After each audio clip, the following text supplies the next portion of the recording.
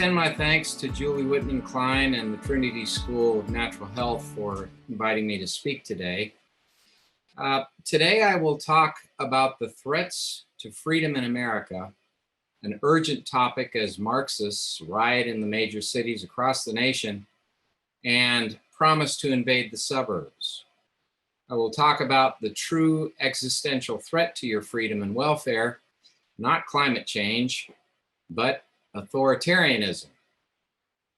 The leaders of the BLM organization in Antifa are self-described Marxists. They seek the overthrow of governments of the United States. They seek control over all private and individual life in America. They are thus authoritarians, but they are not alone in that regard. Among those who support that agenda are not only the AOCs of this world, but also many in Congress. Indeed, even some Republicans prefer to look the other way as the violence takes place. And there are many, many authoritarians in the administrative state. Indeed, there always have been. America's essential freedoms are at stake in this struggle, but how on earth did we get here? Is Marxism new to America, or did it arise earlier in our history? And have those who endorse socialism already achieved much in the federal government today? What can we do about it? Well, have you ever wondered why there are over 200 federal administrative agencies regulating everything from a bottle of water to the wetlands? Have you ever wondered how it is that the Food and Drug Administration can ban truthful and non-misleading speech concerning the effects of foods and dietary supplements on disease? How it is that the Federal Trade Commission can punish companies that advertise that an additive to plastics causes those plastics to biodegrade when the only evidence of record proves that in fact the additive does cause plastics to biodegrade? Or how it is that the federal administrative agencies and bureaus have combined legislative, executive, and judicial powers when the Constitution's vesting clauses require a separation of powers? Or how it is that the federal agencies can be both prosecutors and judges at the same time? Or how it is that federal agencies can take away your property or restrict your liberty or even deny you access to disease mitigating or life-saving treatments without affording you a trial by jury in an Article III court of law, when the 6th and 7th Amendments guarantee you a right to a trial by jury? Or how it is that federal agencies can issue general warrants called administrative subpoenas or civil investigative demands against parties without even probable cause and without going before a court when the Constitution prohibits general warrants? Or how it is that federal agencies can compel you to pay the agency's fines or divest you of property without affording you a trial in a court and before a jury, what is known as due process, a guarantee of the Constitution? Or how it is that administrative hearings before federal agencies can take place and move into evidence, hearsay, and all manner of documentation without proof of its validity, and expert opinion without proof that the person testifying is actually an expert based on education, training, and experience and publication? Or how it is that in administrative hearings, the federal rules of evidence do not apply when they apply fully in the federal courts? Or how is it that in an agency, they can bring charges against a person and also serve as the judge in the case they bring charges against that person? Or how it is that in federal administrative hearings, the government has virtually limitless discovery against the accused, but the accused has virtually no discovery against the government? Or how it is that in administrative hearings, the accused has no right to confront his or her accusers, or to even know who the accusers are? Or how it is in administrative hearings that the burden of proof is on the accused to establish his or her innocence, and not on the government to prove the accused's guilt. Or how it is that the overwhelming majority of all federal law is not the product of those we elect, but is rather the product of the unelected heads of the administrative agencies. Well, to answer these questions, we have to go back about 140 years, and what we find may shock you. The origin of the administrative state lies in a philosophy of government that rejects our Constitution, individual rights, and free enterprise. It is an authoritarian philosophy premised on the paternalist conception that experts in government know better than what you do what is in your best interest, and should therefore rule in place of your freedom of choice. Truth be told, the authoritarianism advocated by the BLM organization, Antifa, and many mainstream Democrats has at its roots in the antebellum South, the pre-Civil War South. Ironically, their philosophy supported slavery. When we come to understand their philosophy, the irony goes away. That is because another name for slavery is indeed socialism and communism. We simply substitute the slave of the South with the American people, with all of us. Confronted with Northern cries for abolition of slavery, along with a loss of majority control of Congress, Southern leaders rejected the classical liberal model of the founding generation, that is, defense of individual rights, limited government, and free enterprise, and embraced an authoritarian collectivist model, socialism, derived from the German historical school of the 1820s. In 1821, the German philosopher George Wilhelm Friedrich Hegel heralded slavery as a form of societal progress by which an inferior people, he said Africans, could be lifted to a higher level of social progression by association with a superior people, Europeans. This same thought Marx later adopted. Indeed, Marx was a student of Hegel. They endeavored to fend off abolitionist attacks on the evils of slavery, rooted in the promise of the Declaration of Independence, that is, that all men are created equal and endowed by their creator with unalienable rights to life, liberty, and the pursuit of happiness. Now, Southern leaders latched on to Hegel's view and condemned the Declaration and its principal author, Thomas Jefferson. Hegel's defense of an all-powerful state that would dictate the collective will and impose it on the people was celebrated by social, economic, and political reformers in the antebellum South. Later, after the South was vanquished by the Civil War, progressives continued to demand a Hegelian socialist state. Government control over the economy is still celebrated today, not only by socialist and Marxist academics and politicians, but also by mainstream Democrats that call themselves progressives.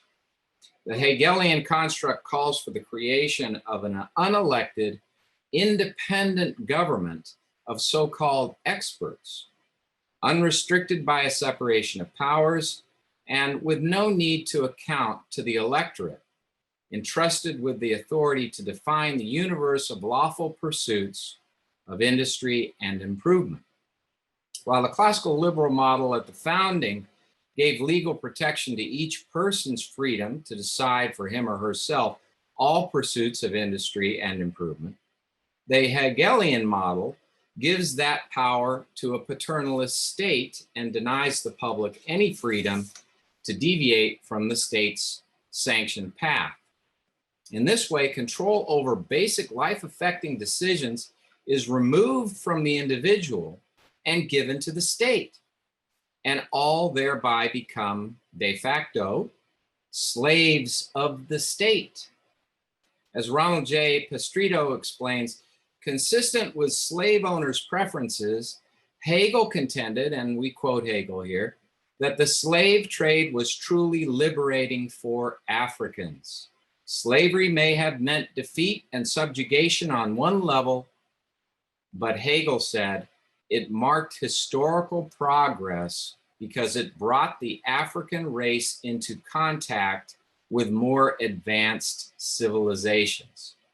Hegel insisted that, quote, enslavement by the race of the West literally freed the African race from their historical backwardness.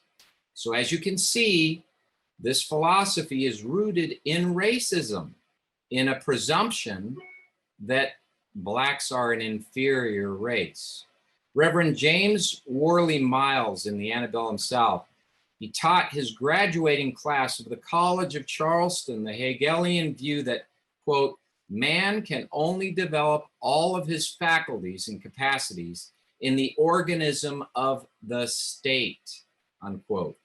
He described the slave plantation as a model of Hegelian government, elevating whites to a standard of living higher than any other civilization on earth, and enabling slaves to improve their quote unquote primitive station through association with a quote superior unquote race. This mirrored Edmund Ruffin's view. Edmund Ruffin also was a Southern leader. So long as, quote, the drudgery and brutalizing effects of continued toil, unquote, were restricted to, quote, the inferior races, unquote, white Southerners could enjoy, quote, leisure and other means to improve mind, taste, and manners, unquote, which was essential to maintenance of the mental and moral qualities of the, quote, superior, unquote, white race. In the first few decades after the Civil War, dramatic social and economic changes altered America to a degree that caused unease, indeed profound unease, among those who had been elites in the agrarian society. And until that time, most Americans favored the classical liberal model, which vested sovereignty in individuals and protected, as a government requirement, the rights of individuals to decide and make basic life-affecting choices. Until that time, most Americans were committed to classical liberalism, but with the industrial age, that began to change as more and more people began to demand economic power in competition with large business that first arose in that age. In the 1870s and 1880s, American academics in law, economics, philosophy, and history from Harvard, Yale, Princeton, Cornell, Columbia, Johns Hopkins, the University of Pennsylvania, the University of Wisconsin, the University of Michigan, among others, originally schooled in classical liberalism, flocked to universities in Germany, in Berlin, Halle, and Heidelberg, to study a new school of historicism, that is the Hegelian school, and of political economy. Between the mid-1870s, when the first Americans began to find their way to Germany for postgraduate education in economics, and the student migration's peak, which occurred in the late 1890s, a generation of young progressive intellectuals came to be taught that laissez-faire economics and individual rights were archaic barriers to the creation of a new collectivist and superior state, which we now call socialism. The Americans so taught came back with, at a minimum, massive doubts about laissez-faire, but also sweeping, radical visions of change brought about through the use of state power rather than allowing free choice. After 1877 and continuing through the First World War, leading reform elements and a supermajority of political leaders believed individual rights no impediment to the pursuit of what they called the common good or the public interest. Those reformers increasingly believed their subjective wishes for restructuring society which were oftentimes marked by rather profound racism and also hatred for immigrants, they favored a controlled economy to achieve their ends. They supported public instead of private education, and they supported public rather than private control of business. Richard Hofstadter, a communist in 1938 and 1939, and thereafter a socialist, wrote, quote, "I hate capitalism and everything that goes with it," unquote. He observed of the progressive era that he lived through, quote, "Progressivism affected in a striking way all the major and minor political actions and the whole tone of American political life. And the consistent demand was for more government intervention," he said. The progressives insisted on, quote, "a new form of government, one that was disinterested, nonpartisan, and scientific." Despite the battles among the progressives over what issues should prevail in the use of government force over the private sector, the progressives, quote, "agreed that the best means to their several ends was the administrative state," unquote. This is the observation of the historian Hofstadter. The Scopes trial, which was a show trial that challenged whether creationism or evolution ought to be taught in public schools, carried with it an underlying theme of progressivism, indicative of the extent to which Hegel's thinking had become mainstream by the 1920s throughout America's government. No longer would it be taken for granted that rights came from God, because, as in the case of Clarence Darrow, a majority of intellectual elites in America, including the socialist who primarily created public education in America, John Dewey, believed that America had come to a view that in the advent of Darwinism, evolutionary thinking, religion was bunk, and that rights, therefore, could only come from the state, there being no admission of the existence of God. Indeed, that was the preferred teaching of the German historical school and the German model of the administrative state and its Hegelian underpinnings, which swept the field of the academy and inspired a reconsideration of the origins of the American Republic and of rights. So now they began to think that rights were a product of the state. They were not, as the Declaration had stated, they were not God-given. This has profound consequences, because while rights from God cannot be taken away by man, rights given by man through the state can be taken away in the desire of those who rule. So progressive reform leaders largely viewed science as capable of providing both an explanation for, and in the hands of experts, an answer to every social ill. Man, not God, would provide all the answers. Everything, even government, politics, and history, were to be appreciated in scientific terms, thus yielding new courses of study such as social science, sociology, psychology, economics, and political science. Science had become, in effect, the new theology for America. Progressive leaders increasingly believed every human endeavor could be the subject of scientific study, evaluation, and expert adjustment.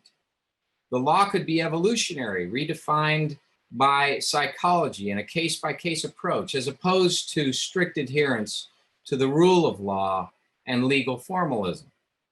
So taught the realists like Jerome Frank of Yale Law School. The market could be understood as a form of capitalist exploitation of labor, as economists and sociologists taught. Experimental psychology could be used to discover human motivations underlying criminal acts rather than focus on the criminal acts themselves, giving rise to new defenses against the commission of crime based on alleged psychological deviation beyond the control of the individual. Even human evolution, as eugenicists like George Hunter taught in his popular civic biology text, 1914 for high schools, which was at issue in the Scopes trial, could be used to justify actions by the state to eliminate the populations that the progressives were opposed to. Could eliminate minorities, could eliminate any that the progressives deemed inferior or were deemed defective or undesirable. Now, startling as this may seem, this happened in this country. Academics who championed reform possessed a near universal dislike for this classical liberal model of protection of individual rights and favored broad government control to pursue these scientific objectives, one being evolution. And so they became en masse, very large numbers of them, eugenicists. They believed that people who were inferior should be sterilized and denied the right to procreate because they wanted to rid them from the population.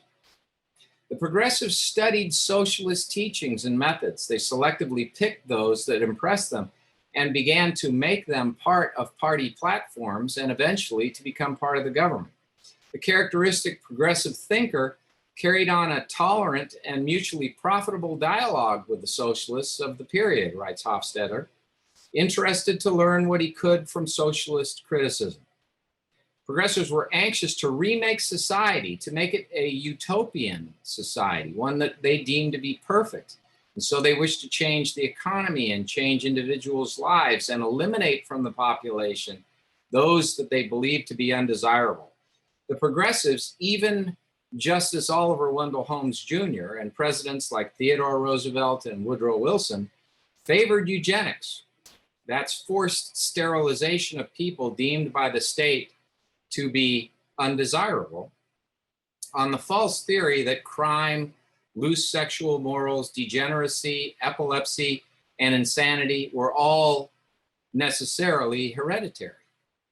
The progressive era eugenicists' agenda appealed to reformers of every political stripe, from suffragettes to social purity moralists, from temperance workers and fire and brimstone preachers to natural resource conservationists.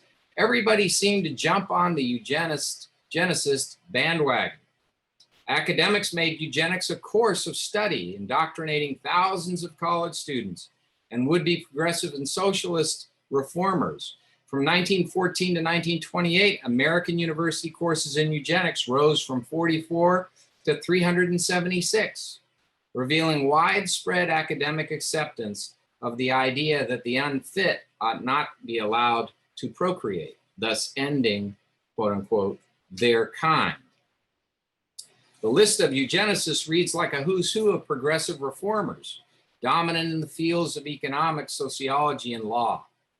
The progressive and socialist demand for authoritarian control, even to the point of controlling the right to procreate, is the very antithesis of America's founding principles and of constitutionally protected rights against majority tyranny. Yet the leaders of the progressive and socialist reform movements achieved the rule in over half of the states without uttering a peep about whether such drastic change in the relationship between the state and the individual as would allow the state to arrest, incarcerate, and then compel sterilization violated the Constitution.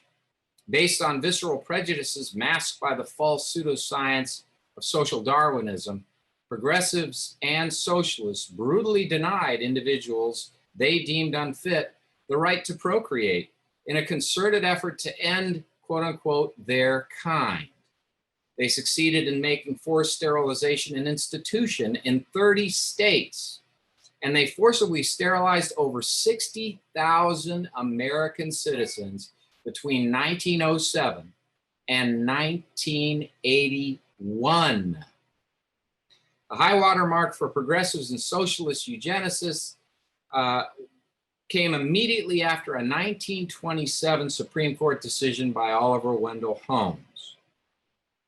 That decision, Buck versus Bell, gave a strong national legal endorsement to the cause of forced sterilization, precisely at a time when enthusiasm for eugenics began to wane. Upholding the forced sterilization of Carrie Buck based on false charges of loose morals of her mother and incompetence of her daughter, and without any competent evidence whatsoever to support the charge that Carrie herself was an imbecile, Justice Holmes approved her sterilization, infamously declaring, quote, 3 generations of imbeciles is enough, unquote. And he thus authorized the severing of her fallopian tubes against her will. Under the classical liberal view, man is endowed by his creator, by God, with unalienable rights. Government may not take those rights away. Rights to life, liberty, and the pursuit of happiness. And just governments, under this view, are based on the consent of the governed and are instituted among men to protect the rights of the governed. In addition, laws are just only if adopted by the elected representatives of the people.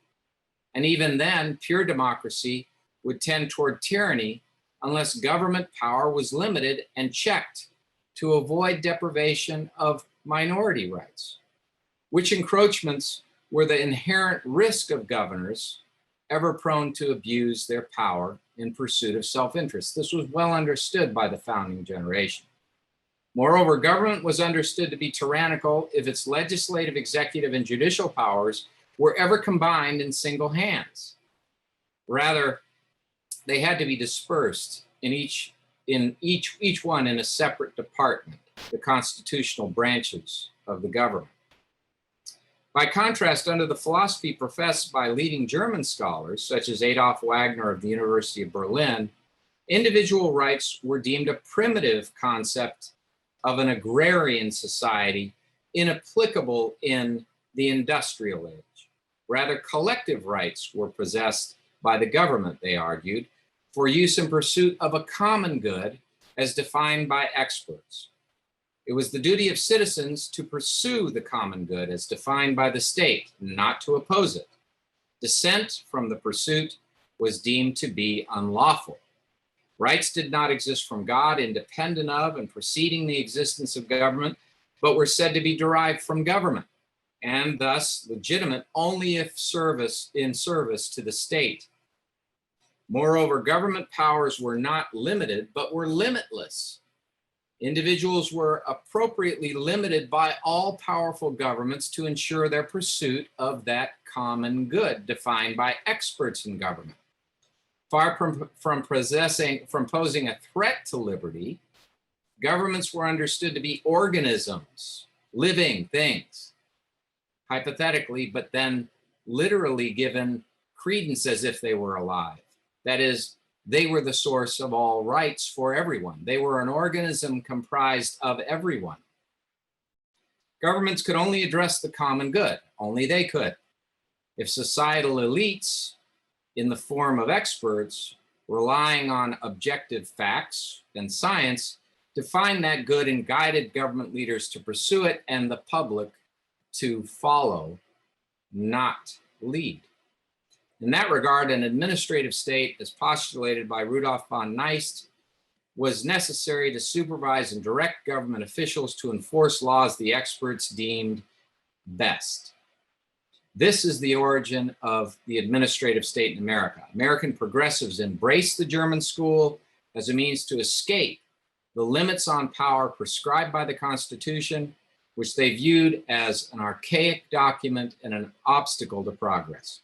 Mainly from the Germans, the American scholars imbibed an academic idealization of administrative power and a corresponding contempt for power exercised through and under the law, including a contempt for many of the formalities of constitutional law. On American shores, having come back from Germany, many of these scholars in all of the major schools endeavored to adopt the German model and the theories of collectivism. Consistent with this insistence that neither the Constitution or individual rights stands in the way of government power, Woodrow Wilson, as president, urged Congress to drop its demand for legislating solutions to socioeconomic problems and instead delegate legislative, executive, and judicial power to administrative agencies comprised of experts to decide for us what is in our best interest. Now, this was an inherently unconstitutional business, as I mentioned, and yet it took place, and it created a tectonic shift because it caused an administrative state to exist outside the Constitution, but not only that, to be the primary source of law, and not to be beholden to the electorate, unanswerable to the American people. It also laid a foundation for the deprivation of individual rights, because no longer was it possible for people to just go straight into court. They would be victims of the administrative state, and they had to accept the fact that the administrative state was a constant presence. And so access to a jury trial was eliminated, and access to courts was eliminated in the first instance. Several founders, including James Madison, Thomas Jefferson, Alexander Hamilton, and George Washington, define these very kind of actions as tyranny. Indeed, that was what the absolute monarchy that they opposed was all about. The administrative state mirrored the tyranny of absolute monarchy. It mirrored representation. It mirrored government action without representation. The call, no taxation without representation, was at the heart of the Americans' objection to the imposition of acts against their freedom and against their property by the Crown. A friend of the Interstate Commerce Commission, the first major federal regulatory commission established in 1887, President Woodrow Wilson signed several pieces of legislation to ensure greater federal regulatory control over the marketplace. In 1913, he signed the Federal Reserve Act, creating a national central banking system. Under that act, a Federal Reserve Board was created to oversee all monetary transactions and all monetary policy. Among its powers, the board could adjust the discount and federal funds rate. It could order the purchase and sale of United States securities and treasuries. The act established regional Federal Reserve banks, of which there were 12, empowered to print money and manage the money supply. In 1914, Wilson signed into law the Federal Trade Commission Act, establishing a federal governmental agency with broad authority to prohibit unfair methods of competition, never defined, and unfair acts and practices, never defined, in interstate commerce. Louis D. Brandeis was instrumental in drafting the Federal Trade Commission Act, seeking to compel reformation of industry to favor competitive smallness. The act gave the commission broad authority to define unfair and deceptive acts and to seek monetary redress for conduct deemed injurious to consumers.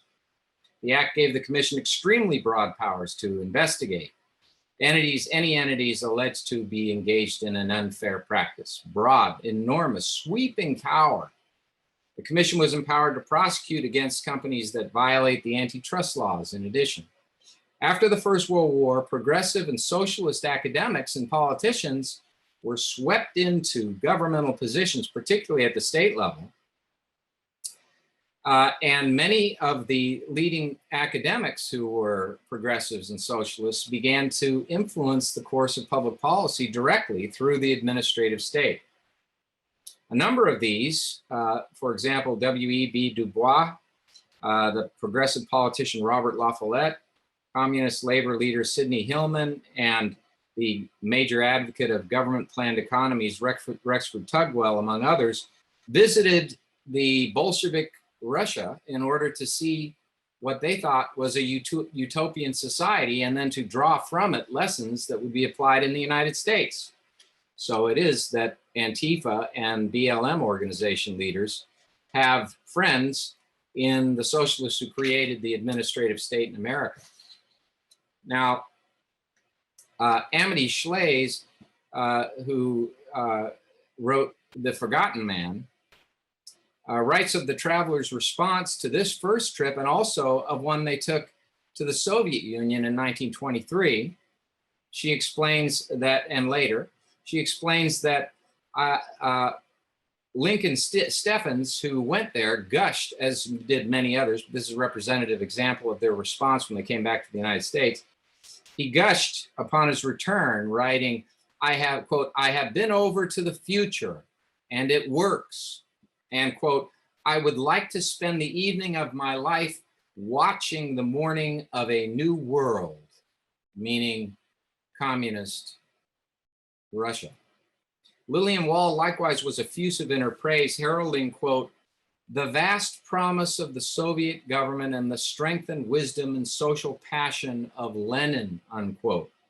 As Schley's explains, most of the travelers on these trips harbored grave doubts about the American Republic, writing, quote, their progressivism went beyond the progressivism of Theodore Roosevelt, for they believed especially the ideas should be collected from abroad and then used at home to transform the country.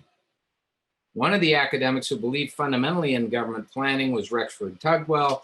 And in 1915, as the Russian Revolution began to emerge, Tugwell wrote a low-quality poem for a student publication, The Intercollegiate, reflecting his dislike of America. He wrote, I am sick of a nation's stenches. I am sick of propertied czars. I have dreamed my great dream of their passing. I shall roll up my sleeves and make America over, unquote.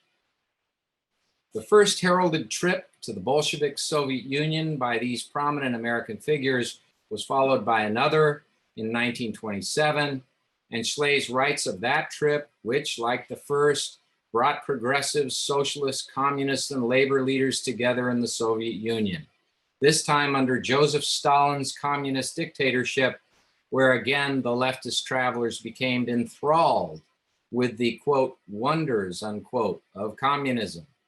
And as Schley's recounts, Stalin's henchmen strictly controlled the agendas that these visitors had, and they would show them happy factory workers and happy farm laborers, as well as well-groomed communist youth who would chant in unison communist slogans. From this experience, the left-leaning travelers returned to the United States with compliments galore for the Soviet experiment and cries that it be replicated in America through the administrative state. The travelers' positive reports validated the admiring view presented nearly daily in the New York Times by that paper's Walter Duranty. So enthralled with communism did James Hudson Moore become that he ran on the Socialist Party's ticket for vice president. And Douglas, too, did his part, endorsing socialist candidates for elective office. By the time of the New Deal, progressives had long abandoned the Constitution's essential power-limiting doctrines. And they had embraced this idea of collectivism and the idea that this ought to be attained to run over the rights of individuals who dissented and create this socialist utopia. A government of, by, and for the people became one of, by, and for the unelected heads of the bureaucracy. America's new bureaucratic ruling class governed in a manner indistinguishable from absolute monarchs, thus replicating the very institution of unrepresentative government and of rights transgressing government that Americans' founding fathers revolted against and condemned in the Declaration of Independence. This new ruling elite came from the nation's best schools, and they were educated by professors who drank heavily from the well of Hegelian doctrine, having been educated in the Germany of Chancellor Bismarck, by those who condemned Lockean principles of individualism and of limited government. And they instead favored unlimited government, and they condemned individual rights in favor of collective rights. More so than any other institution, the enormous federal administrative state, comprised of hundreds of regulatory agencies and bureaus, became a means to supplant private choice in business with regulations to which the people's representatives never consented, the very offense which served as a primary impetus for the American Revolution: no taxation without representation. Truth be told, the administrative state is our first experiment in socialism. As in the case of the New Deal, the more government has lorded over the private sector ever since and replaced the free choice of individuals and entrepreneurs with that of bureaucrats, the more the nation has suffered from a winnowing away of freedom and prosperity and a greater and greater existence of de facto socialism. And it necessarily is slavery. So while the New Deal promised through the regulatory agencies that it would lift Americans out of poverty and destitution, it never did, not over the course of the entire New Deal. In fact, it was only America's entry into World War II and the massive expenditure of foreign governments and Americans' governments in paying for industry to create armaments and munitions and supplies that the American economy became revived. And it was only after the war that the American economy took off, because Europe was reconstructing itself and only America could supply the means to reconstruct Europe.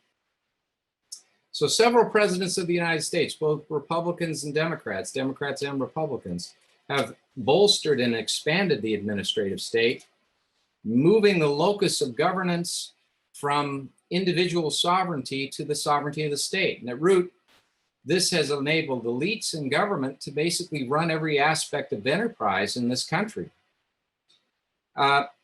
There were in the administrative state several, such as Felix Frankfurter, who were the major reasons for expansion of the government and takeover of private choice. And several academics came to find prominent posts in the New Deal agencies, and those academics favored expansion of the government. But more than that, it's actually the case that these academics were so closely aligned with socialists, and indeed caused many socialists to populate the government in the bureaucracy. While a paternalist, a student of socialism, and a member of the Intercollegiate Socialist Society with close ties to socialists and communists, Felix Frankfurter, the father of the administrative state in the New Deal, never overtly declared himself to be a socialist, albeit his unwavering support for socialist policies in the administrative state suggests that he had no real quarrel with socialist policies. Indeed, he overtly said that he was a fan of the British labor movement, which had adopted socialism, and he advocated that socialists be put into the government in key positions even.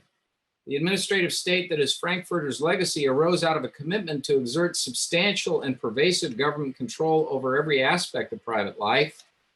More fundamentally, the agencies Frankfurter helped create exist outside the defined parameters of the Constitution, receive extraordinary deference from the courts, and operate with tyrannical powers, combined legislative, executive, and judicial powers. No greater threat exists to the survival of constitutional government in America than from the administrative state and from federal courts that defer to the tyranny of that state. Slavery in the form of a socialist or communist state has been the ruination of every country that has tried it. Poverty replaces prosperity, despair replaces hope, servitude replaces freedom, state sovereignty replaces individual sovereignty and liberty. No other nation on earth has experienced the degree of innovation, prosperity, and happiness as has our country, not because of government, but despite it. We must never let an arrogant group of people destroy life, liberty, and property, and replace the genius of Republican limited government with a new Bolshevik state. We must rid elective office of any who would condone that state or encourage its growth, and we must guard against the election of any who favor a state that takes away our rights. What then are we to do with the socialist system of government, which already has roots in the American state? How can we put the government power back into its constitutional framework? The answer lies in legislation, like the Congressional Responsibility and Accountability Act that Norm Singleton and I, Norm being Ron Paul's chief of staff, wrote for Congressman Paul when he was in Congress.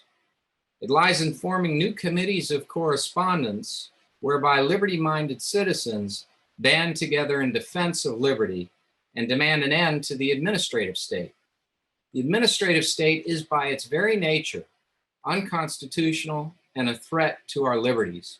We cannot tolerate it.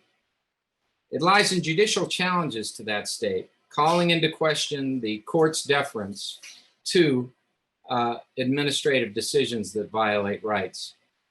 And it lies in a renewed commitment to protect individual rights, freedom of choice, and free enterprise, and to reject Marxism. It lies in a thorough rejection of such Marxist entities as Black Lives Matter organization and Antifa and other communist and anarchist groups, along with the use of police power and support of the police to stop rioting, to stop the looting, to stop the violation of people's rights, to stop murder, and to stop the elimination of bail that is, and the payment of bail by groups that has caused individuals who commit murder to commit murder again, as well as rape and as well as other acts of violence and thievery. As those who fled communist tyranny in the Soviet Union will tell you, the Bolsheviks began with riots, and then suddenly, bit by bit, murder became commonplace as a means. And then a couple eating breakfast in their fine estate soon found themselves dangling from their chandelier with a noose around their necks. We must not let that breakdown in the rule of law, the destruction of individual liberty, and the destruction of all the many great things about our Constitution that has enabled us to prosper, to be taken from us by a gang of thugs and those who hate this country and who mean to destroy it. But we must do more. We must restore this nation to its constitutional moorings. We must remove the administrative state that is a cancer upon the Constitution, and we must reestablish that individuals are sovereign in this country, that freedom is the most precious and valuable commodity we have, and that governments are instituted among men to protect the rights of the governed. Thank you for this opportunity to be with you today.